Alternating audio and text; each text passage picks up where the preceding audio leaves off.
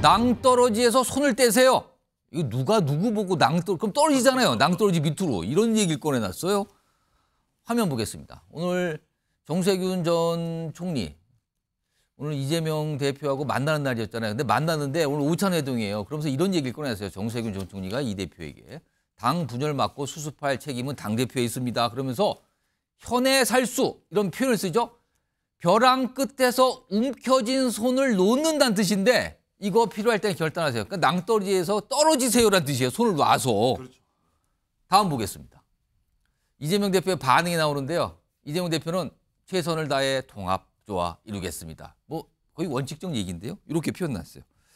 자, 이게 나왔어요, 지금요. 이런 상황이 하나 있었고요. 그리고 어제 이재명 대표 측근인 정성호 의원이 한동훈 비대위와 관련해서 이재명 대표를 향해서 약간 한 얘기 같은 말을 꺼내놨어요. 그 내용 좀 들어보겠습니다.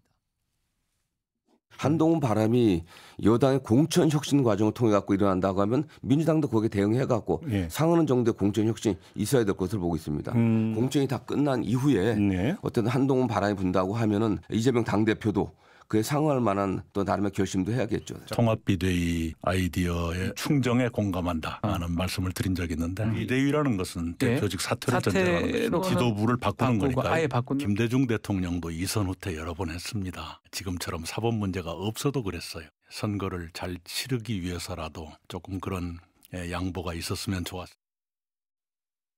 배용찬 소장님, 지금이든 아니면 선거 국면에 가까운 시간이 흐른 그 뒤든 이재명 대표가 낭떠러지에서 잡고 있는 손을 놓겠습니까? 간단치 않아요. 하지만 결국은 현의 살수.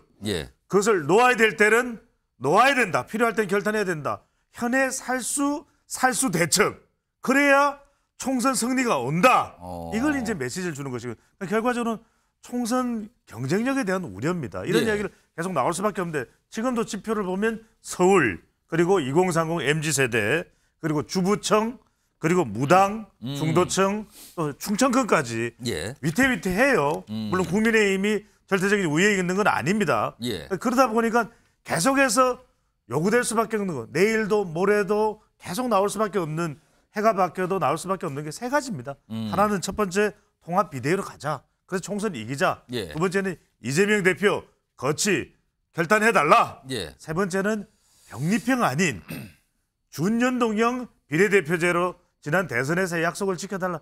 여기에 대해서 결국은 중요한 건 이재명 대표의 이 응답입니다. 과연 현의 살수 대첩으로 가느냐 못 가느냐 이 모든 게 이재명 대표에 달려있는 거죠.